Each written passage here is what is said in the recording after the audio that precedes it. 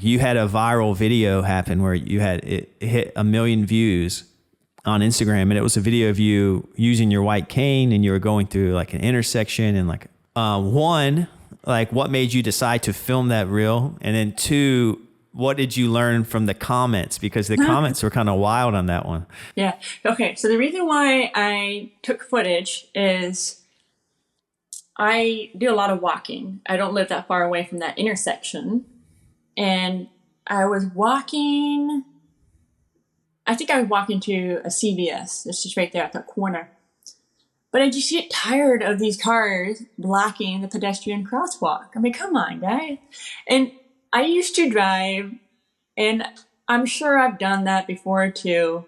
But I think I was just kind of like annoyed because people who use white cane, it takes time to build that courage to use your white cane in public. And when you have obstacles that get in the way, it might slow you down. It might make you feel hesitant. And it is a little nerve-wracking when a car is blocking your way. And so I decided to just do this footage. I did not think it was going to grab this much attention. But basically, I was trying to make a point is, I was thinking, am I alone in this, or do other people deal with this too? And then also just trying to make a point of people who do drive and saw that video, hopefully they'll be more conscious. Okay. Because the car was wanting to turn left, but it was a red light. And so there was room for them to back up behind the car. There was a gap. And yes, some of the comments are asking, why didn't you walk behind the car and not walk in the middle of the intersection in front of the car? Well, what if the car was going to back up and then they didn't see me and hit me back there? I figured they would see me going in front. Yes, a lot of people say, why didn't you just run into the car with my white cane? Why didn't I hit the car with my white cane? Why didn't I just open the door and walk into the car? You know, all these funny comments and silly comments and ignorant comments. One reason why I didn't want to just whack the car with my white cane, and this is a big reason, is I feel like I'm representing the blind community, and it's a busy intersection that a bunch of drivers would have seen this blind person hitting the car, and I don't want them to think that all blind people are, quote, violent like that.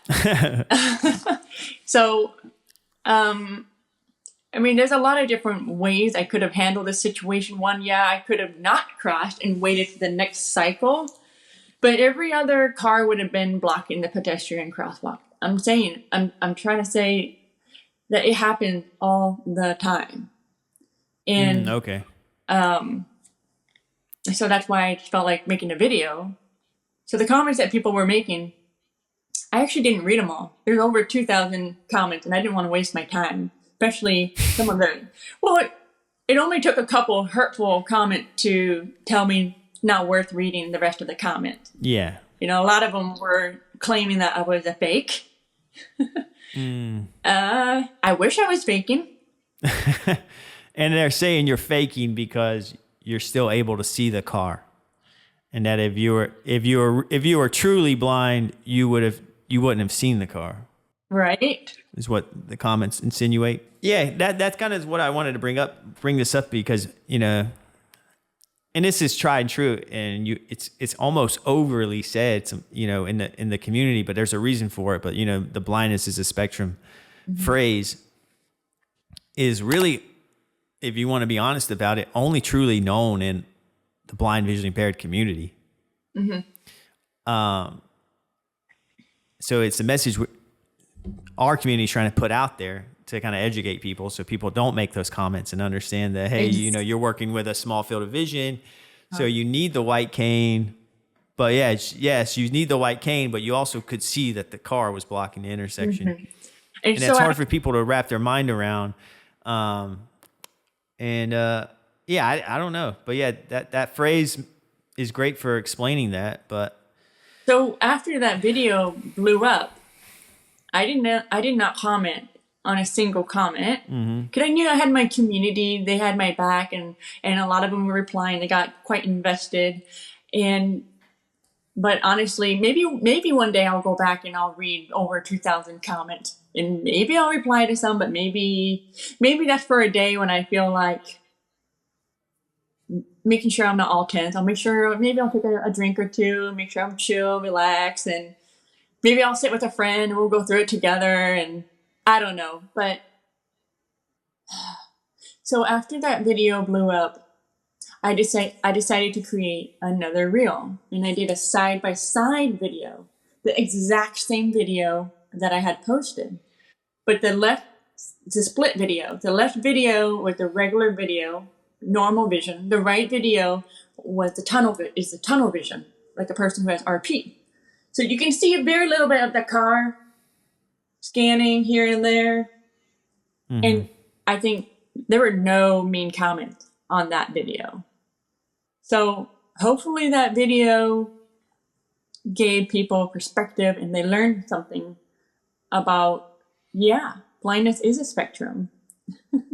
Yeah, it's kind of like you have to ruffle some feathers to get a message out there. Unfortunately, it's like that's kind of how social media is designed. Is like when a piece of content kind of creates all this engagement, even negative engagement, more people see it because Instagram's like, well, people are commenting on this. It could be all negative comments, but Instagram is like, people are commenting on this, so maybe other people want to see it so they can comment on it. Right. And then it just kind of snowballs. And then as a creator, that's like your chance to kind of like, you did the follow-up video. So it's like let's just hope for every 10 negative comments, you may have converted one of them to understand that blindness is a spectrum. And then, hey, that's something, it's reaching millions of people. And that's always a goal for me, with this podcast. It's kind of hard too, because like there is this natural echo chamber and bubble in our community where it's hard to kind of reach beyond it. But these videos like that are when it happens. And I always am very curious when the two worlds blend, when like the sighted world, who's not really familiar with this bubble we're in, right, gets kind of thrown into the mix. Like seeing the comments kind of gives you insight into what's actually thought of, because if you're just following people who,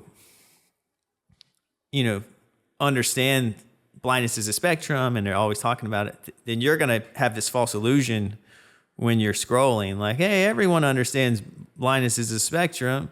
But then when you have a viral video, it's like, oh, no, not many people do. Right. So sometimes it's good to be reminded, a reality check for better or for worse, because sometimes I feel like people stay in their echo chamber or bubble too much. And I thought about going through the comments and deleting like the ignorant comment, but then I realized I might as well keep those up because somebody else might be thinking the same thing they're thinking. And, I had people who were replying to those ignorant comments saying, blindness, I don't know if you ever get tired of the same. Blindness is a spectrum. Blindness is a dang spectrum. Blindness is a fill in the blank spectrum. It's just like we say it all the time, and it can be tiring sometimes. And it takes a village. We really rely on each other. Sometimes we need to take a break. So I'll let Lance do some of the work. Or sometimes Lance needs to take a break. So let's just let somebody else, communicate and educate. You can get worn out. It can be tiring, for sure. And you can even get worn out of like the phrase, like I get tired of hearing it sometimes. Even myself, I'm like, if I hear about how blindness is a spectrum one more time, right? Like I'm even tired of it. Yeah. We think of it all the time. We say it all the time, but then we're talking to somebody who had never heard of it. And we're like, here's an opportunity. Got to educate. Yeah.